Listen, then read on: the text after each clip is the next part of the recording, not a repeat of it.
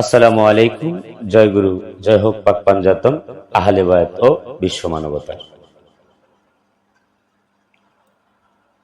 দেশ এবং দেশের বাইরে থেকে যারা আমার ইউটিউব চ্যানেল তথা ফেসবুক পেজের মাধ্যমে ভিডিও দেখছেন তাদেরকে জানাই আন্তরিক অভিনন্দন ও প্রেমময় ভক্তি। চলে আসি মূল আলোচনায়। নবী মোহাম্মদ ইমানের মূল, এ কথা কতটুকু সত্য? পৃথিবীতে নবী রাসূল প্রেরিত হয়েছে আমাদের অবহিত করল কে? ফেরেশতা আছে, আমাদের খবর দিল কে? আল্লাহ প্রদত্ত ওই শিবানী আল কোরআন আছে, আমাদের জানালো কে? মৃত্যুর পরবর্তী জীবন হাসর নাসর আছে, আমাদের খবর দিল কে?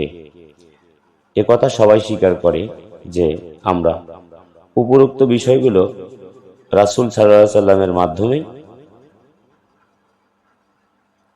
জেনেছি বা জানতে পেরেছি। রাসূল সাল্লাল্লাহু আলাইহি সাল্লাম আমাদেরকে আল্লাহ তাআলা, নবী রাসূল, ফেরেশতা, কিতাব, পরকাল, হাসর ইত্যাদি সম্পর্কে জানিয়ে দিয়েছেন। সুতরাং যারা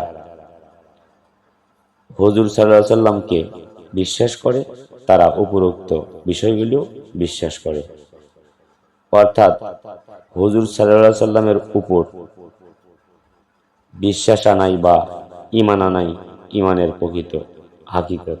এর জন্য হাদিস শরীফে বর্ণিত হয়েছে, সুতরাং তোমরা ততক্ষণ পর্যন্ত ঈমানদার হতে পারবে না যতক্ষণ পর্যন্ত তোমাদের ধন সম্পদ, আত্মীয় স্বজন, পরিবার পরিজন ও সবকিছুর চেয়ে আমার নবীকে ভালো বেশি না বাসবে। বুখারী শরীফ হাদিস নাম্বার 15। উপরোক্ত হাদিস শরীফ বুখারী শরীফের ঈমান অধ্যায়ে লিপিবদ্ধ হয়েছে। হুজুর সাল্লাল্লাহু আলাইহি সাল্লাম যে ঈমানের মূল চাবিকাঠি, এটা ইমাম বুখারী রাহমাতুল্লাহ ও তার প্রমাণ করে গেছেন। উক্ত হাদিস শরীফ হতে প্রতীয়মান হয় যে হুজুর সাল্লাল্লাহু আলাইহি সাল্লামকে পৃথিবীর সমস্ত কিছু হতে বেশি ভালোবাসতে হবে, তবেই ঈমানদার হওয়া যাবে। সুতরাং নবীজিকে ভালোবাসাই হলো ঈমান।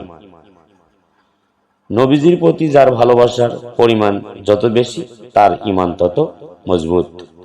পক্ষান্তরে নবীজির প্রতি যার ভালোবাসার পরিমাণ যতই কম, তার ঈমান ততই দুর্বল।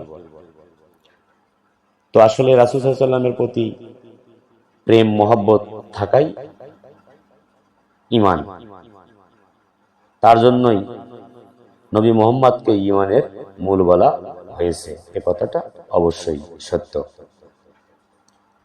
রাসূলের প্রতি যার মহব্বত ভালোবাসা নেই, সে কোনো নবীর উম্মত হতে পারে না, এটাই বাস্তব। তো এই নবী রাসূলের প্রতি প্রেম মহব্বত আনার জন্য এমনিতেই কিন্তু যাকে দেখি নাই তার প্রেম অতটা হয় না।